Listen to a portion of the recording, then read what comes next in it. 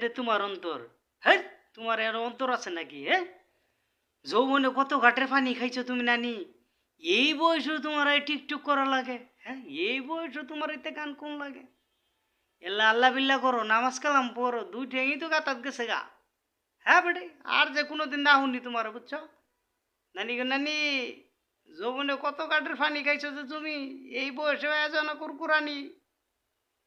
আর কি কমো নানি, ভালো হয়ে যাও, ভালো হয়ে যাও নানি, সময় দেখতে ভালো হয়ে যাও। দুই পাও তো কবর গেছে গা, এরপরেও তোমার কি ঘান সুরতের রে, কি ঘান!